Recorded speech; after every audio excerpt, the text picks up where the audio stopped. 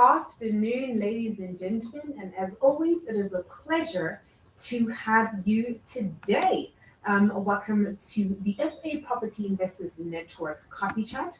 And I want to say I am super excited for this episode because we are talking to trailblazers and property investors discussing something that is on the rise as we currently speak, and that is semigration and urbanization of farmland. Now, historically, we always understood that people want to move to pardon me, places of employment, so CBDs, urban hubs. But because of the current rise in work from home or hybrids or shared working spaces, that no longer is the forefront in terms of commercial spaces. And because of that, we then understand that people don't have a need to live in city centers or highly industrialized places, and they are now choosing to migrate, be it semigration in terms of relocating to more fun areas, if you if you have, for like there were better words, such as Cape Town or any other coastal area, or urbanization of farmland, where people will move away from the city just to have a more understanding and more quaint living. And we have two individuals who are going to be discussing and unpacking this phenomena a little later. But what I want to do is, as always, I'd love to know where you're watching me from, be it from Johannesburg or Cape Town.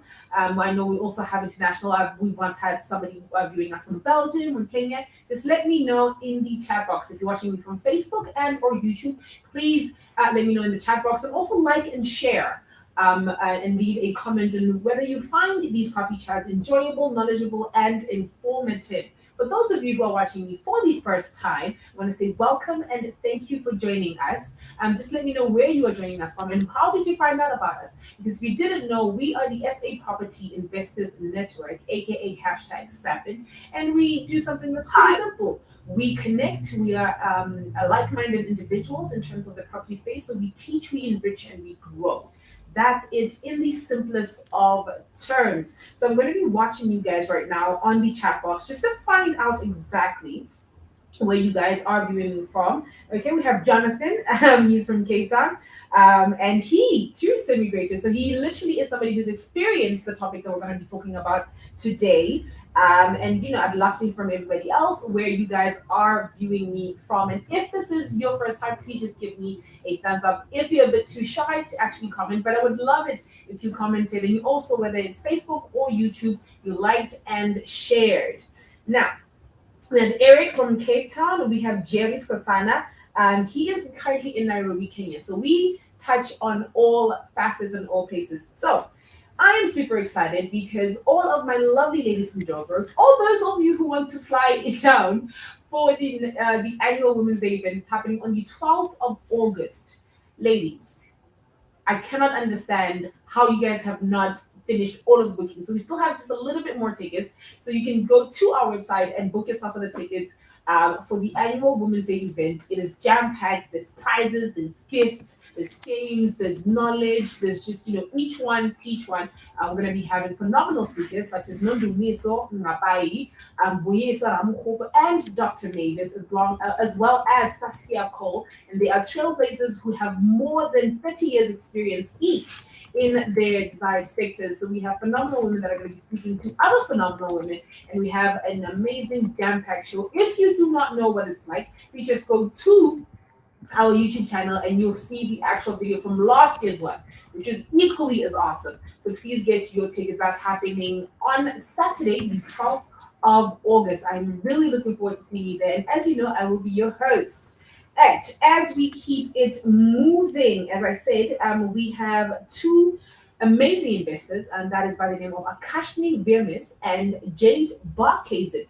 Each one is an expert in these topics: semigration and urbanization of farmland, or urbanization. Like I said before, stereotypically, we always moved towards the employment, and because now we are no longer obliged in a heavy manner to always be by your workplace, because like I said, we have hybrids, we have work from home, we have shared working spaces. People are now moving in different sectors, and because of that, it is making the property market kind of have a little bit of rustle and bustle, which we always love to realize what's happening to the current market. And like I said, if you're watching us for the first time, please just say hi, like a little thumbs up, and just let me know where you're watching us from. However, without further ado, I would like to introduce our guests for today, and that is Akashini and Jade. Lady and gentlemen, how are you this afternoon?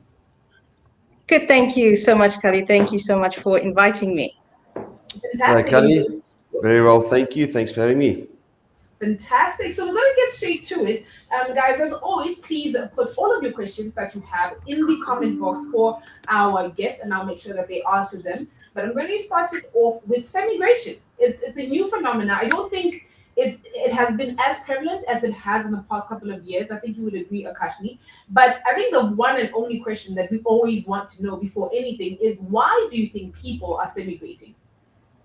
Absolutely. So, just to quickly give a brief definition also of semigration for people who maybe don't know what it is, Kali, it is basically like immigration, but instead of going overseas, you want to go to a different province in South Africa. And the reason for that is because when COVID hit, we reached this massive tipping point, right, where people said, they started to value a lot of, different types of things and found out that, if they move to some of these coastal towns, they would actually have a much better quality of life, something by the sea, something where they could have a little bit more of a relaxed living. And that has caused a massive trend of people leaving, environments such as Johannesburg and maybe even Durban or maybe other parts of the country to come down predominantly through to the Garden route as well as the West Coast as well. And that has given them the opportunity to have that relaxed life, and see themselves living by the beach, for many years to come. Okay, and would you say, in terms of urbanization of farmland, Jay, do you think that reasoning would also suffice for the urbanization of farmland? Yeah, Kashni, I think they obviously, sorry, Kali, I think they're obviously a little bit different. And urbanization of farmland obviously has various things that needs to be in place before you can do that. Specifically, you need to do developments, right? If it's agriculturally zoned land, you need to go through quite a process to get the right zoning and be able to urbanize or develop those areas. And different municipalities have different processes that you need to follow as developers to develop those areas. But yeah, that's also a very exciting space to be in. You're sort of moving away from the inner cities. You sort of have a better lifestyle. I think that's what really triggers semigration specifically. But also the slight urbanization of farmland. There's more space. We're obviously currently busy with such a development. We were building houses in an area that used to be farmland. And in fact, it took about 5 or 6 years for the municipality to approve such a development. So there's so many things, environmental impact studies, geotechnical studies, and it just takes a very long time.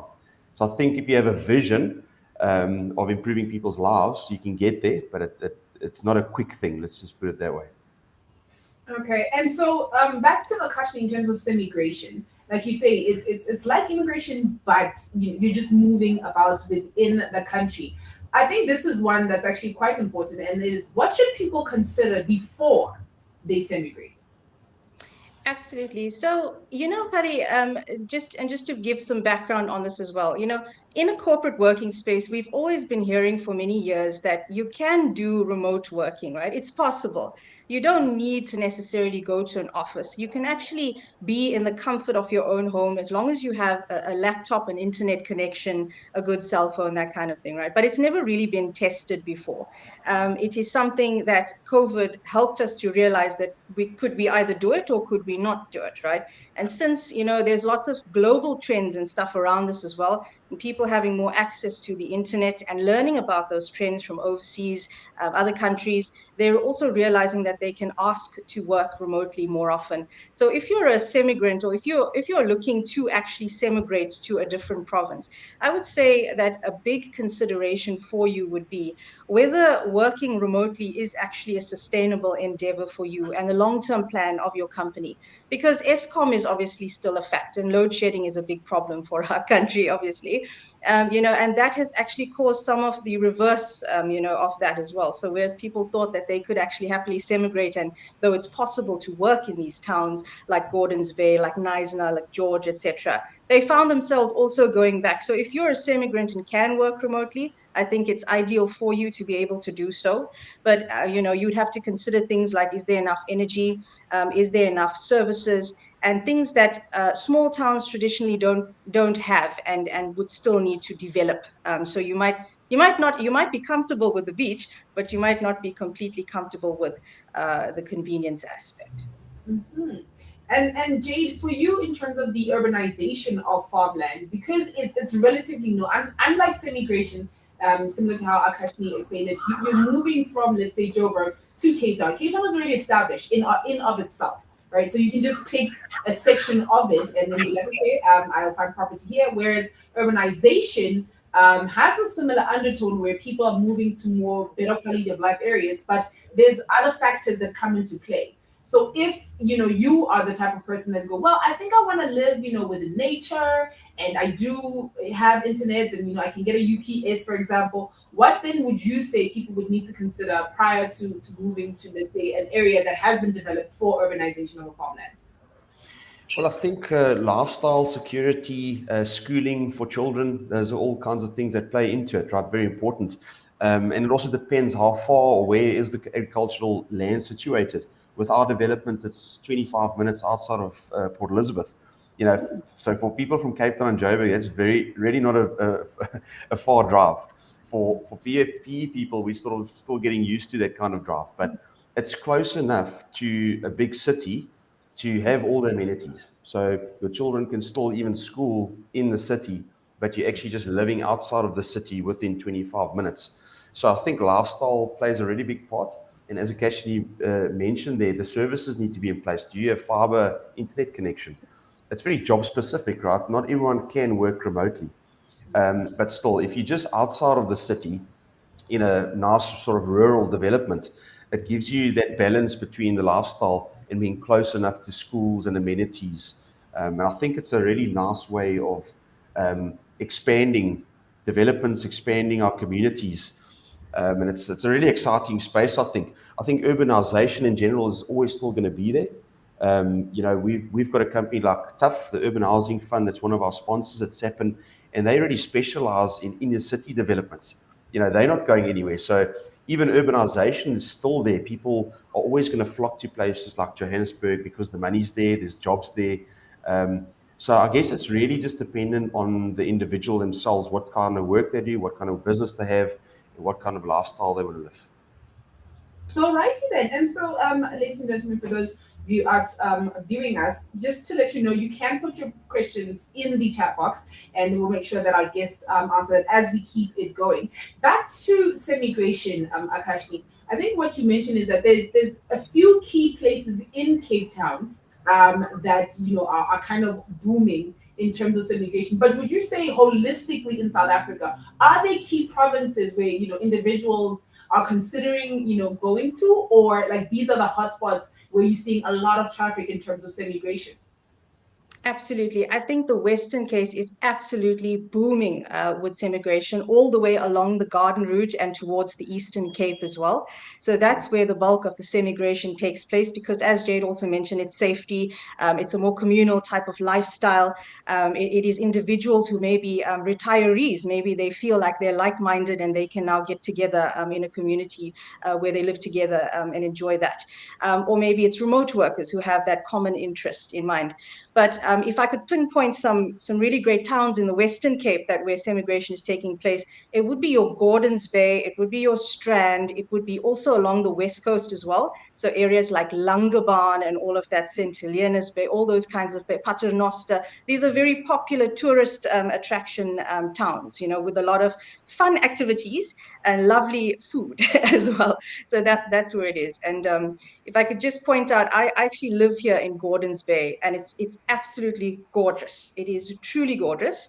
And you're finding a lot of developers now coming to the party, like Baldwin Properties, for example, that are building massive developments, and we can see a lot of people moving into that area. So I'll just highlight those towns.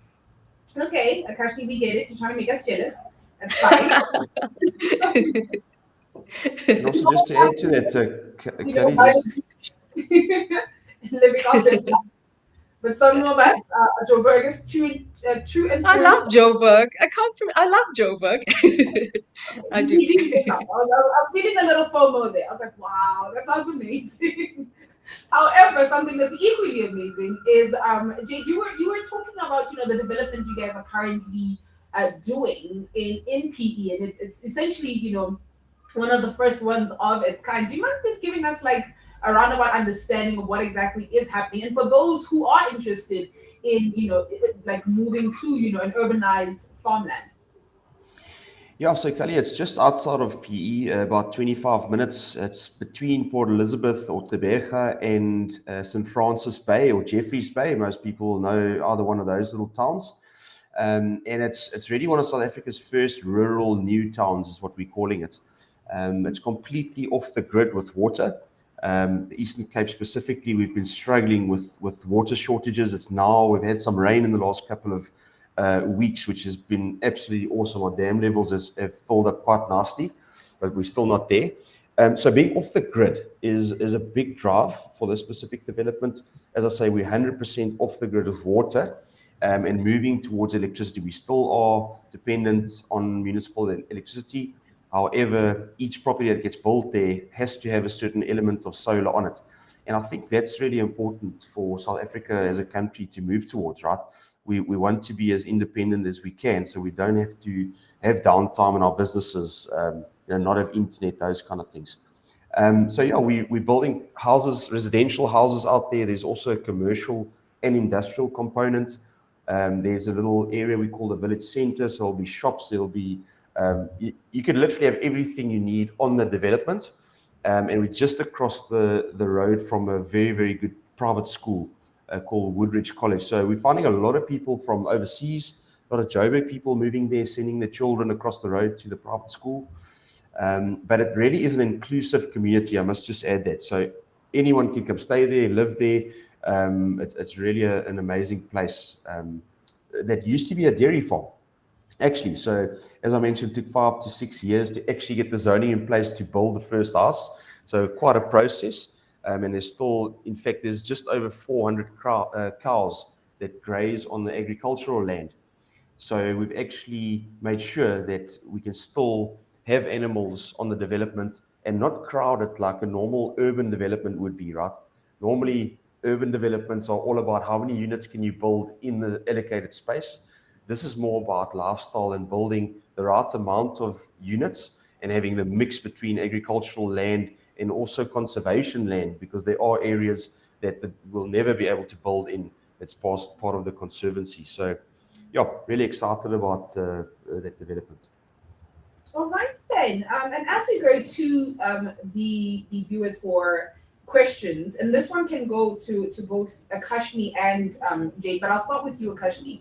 And Daniel wants to know what investment opportunities does semigration bring to the investor? Like, is it a buy-to-let, converting, agricultural land? Like, what exactly would you say from an investor's perspective is are the opportunities with people semigrating?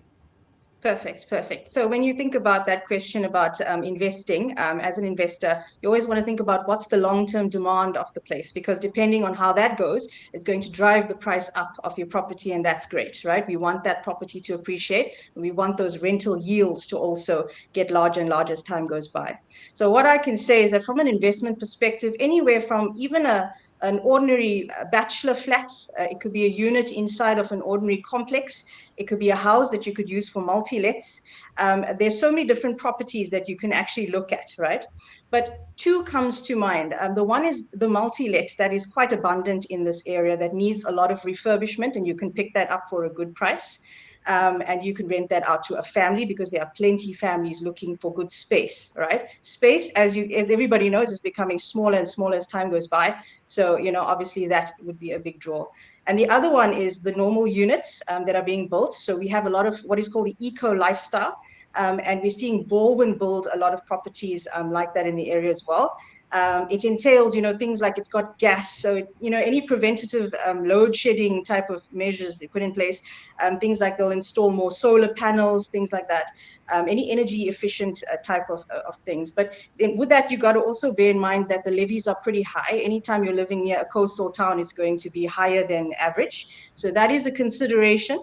However, you can build that into your monthly billing for the tenant if you are a landlord.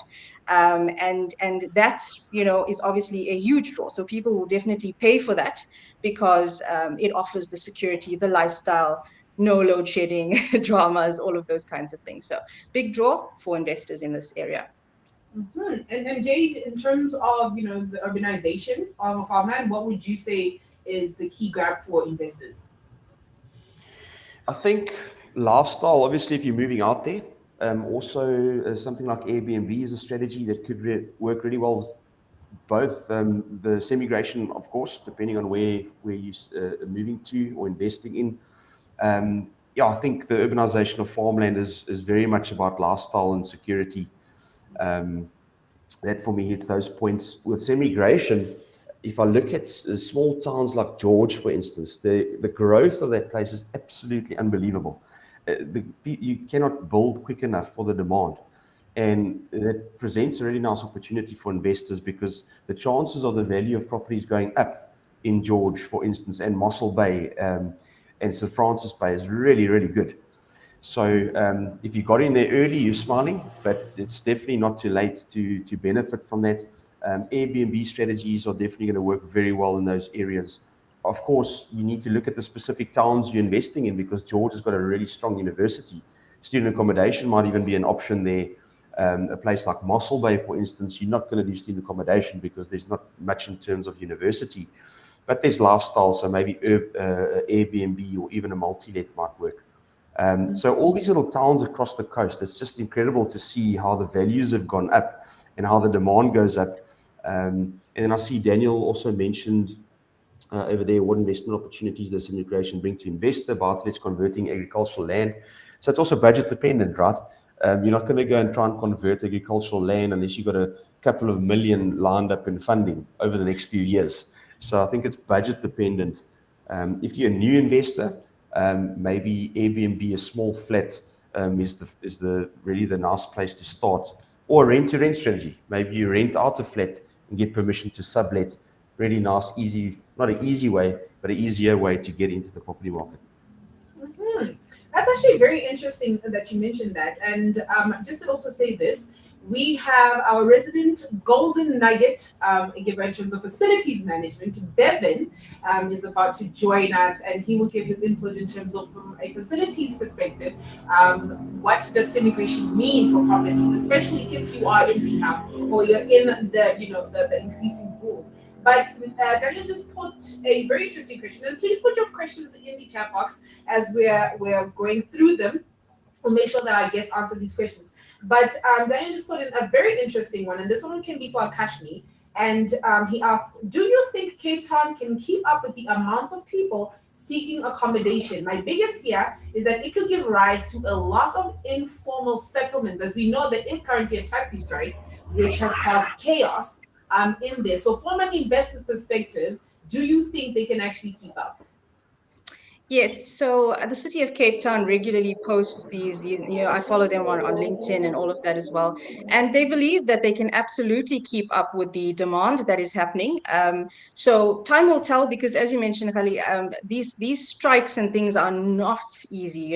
Even countries like the UK and stuff have to stop their planes from coming through when things like that happen. And it's massive, right? So it has its pros and cons. Will the city be able to manage the demand? Yes, it will. Also, another thing is that from a job perspective, people who semigrate down here are not necessarily needing a brand new job. They're coming from Joburg, they already have a job. And so they're remote working, right? So it's not putting that pressure on the market. But that having been said, we are getting a lot of companies like Amazon and that building up here, and they're definitely helping with the infrastructure. And with that, it's going to attract more developers. I'm also seeing a lot of companies coming from other provinces and moving their operations down here and getting more work. So that's obviously going to cause for more jobs to be created, and more services to be given as well. Now that's actually very, very interesting. So, one of the few questions that also got asked is that how do I pick my area to ensure I don't buy into an area that's negatively impacted by semigration? This is also something that we also need to discuss in terms of, is there such a thing as negative impact by semigration? Can semigration actually lead to the negative instead of the current positive that it's giving? Yes, I think so. So how do I pick my area to ensure that it's not, that negative sort of impact? Um, it's a tough one when you choose to semigrate down here, right? And this comes from who is actually semigrating. And right now, it's actually the majority are remote workers, young people, right, who have that laptop, who can set up from anywhere and they can work from anywhere in the world. Those are the types of people. The other people are people come from overseas who can do that very same thing, right? So they're actually immigrating into the province. Now you've got a mesh of that community. But then you also have a lot of retirees and that sort of thing as well, right? So the way that they would choose areas to semigrate to would be based on that lifestyle, that peace of mind, living, quality, relaxation. So from that point of view, the towns that are available to offer that for them is still quite abundant. And we're not seeing, I'm not seeing any negative sort of trends that are too overwhelming. Obviously, there are, but I would say that on average, these towns are actually really booming in terms of what it can do from that perspective. And so the more services and stuff come into the province, the more that we build up, the more that we can accommodate for all of those people, the better it's going to be. So for me, if you have to ask me personally, I actually see a lot of investment potential in those areas rather than the negative trends moving equally in proportion to those positive trends. Okay. And so with that, I want to say thank you and welcome to Bevan, who's going to give us our golden nugget. Bevan, how are you, sir?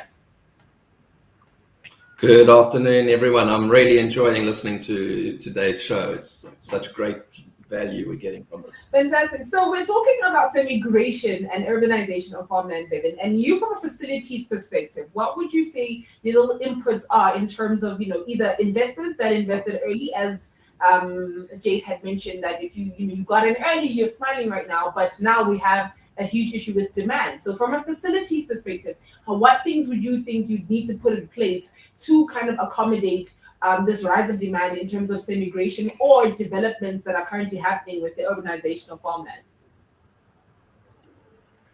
There's some great opportunities out there as a result of semigration, urbanization, etc. Because what it means is when there's change in the market, it means there's opportunities.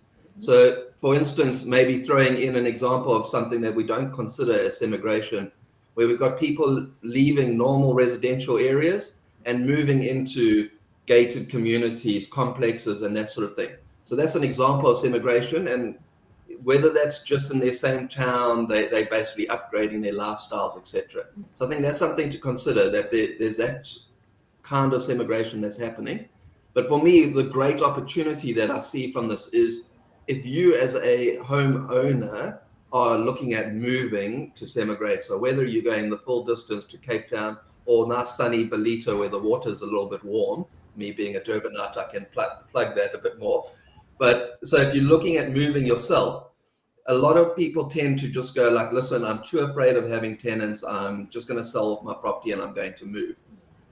I think it is an opportunity for you to pause and go, listen, the property I have at the moment is in a great area. There's potential for me to get a good market rental for it. I might have bought it 10, 15, 20 years ago, and I've then, like, there's equity in it, etc. And my bond isn't so high. My rates are low because it's the municipality hasn't valued it at the current market value. So in that situation, you need to reevaluate and go, listen, my emotional response is to sell the property and not have to deal with it. And especially if you're moving to Cape Town and your property is in Joburg, there's a huge emotional fear that comes with that. Say, I don't want to have to deal with the issues.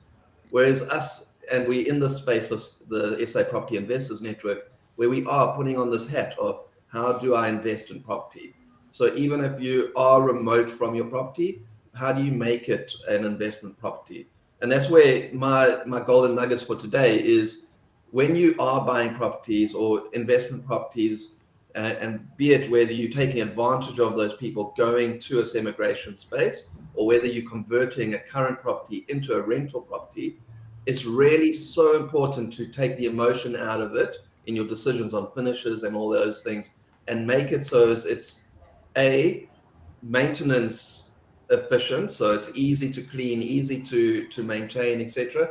And B, make sure the administration is as low as possible. So if you are remote, so you're living in Cape Town and you're now trying to look after your rental property in Joburg, you need to make the administration almost turn into no admin for yourself. So whether you're outsourcing that management, the great one that I always recommend is putting in prepaid electricity meters, prepaid water meters. So you're not having to send someone to take those meter readings, etc.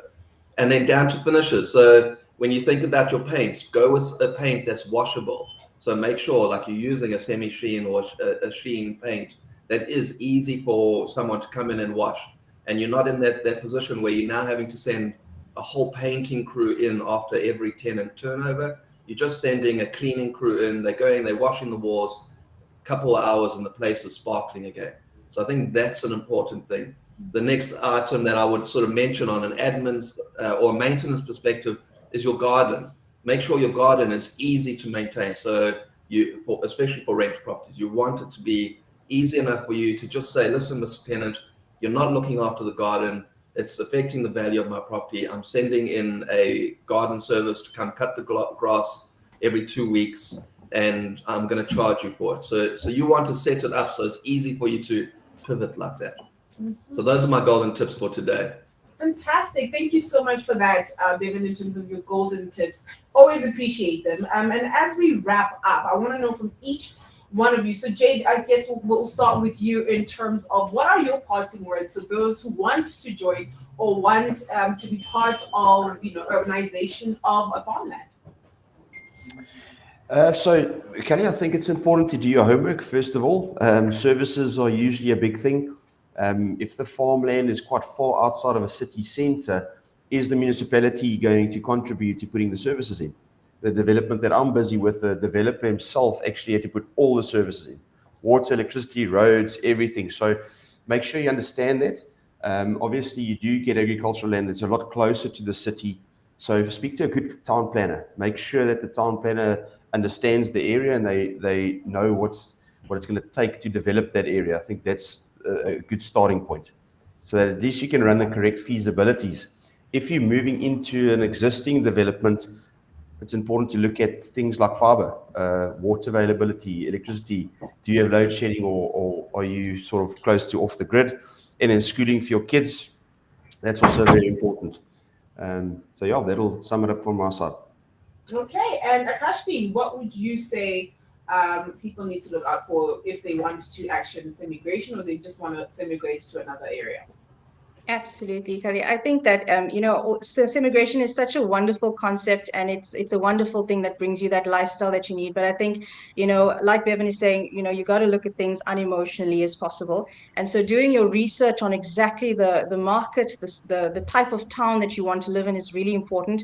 Also, from a cultural perspective, it could be very different if you're coming from a Durban or if you're coming from a Johannesburg. Culturally, a landscape is very different, and taking to that landscape might also need time for a person to adjust to. So that's an important consideration. Services are an important consideration. And then lastly, also understanding the prices of properties and running your numbers effectively, because the property prices within the Cape are on average much more expensive. The levies are much higher.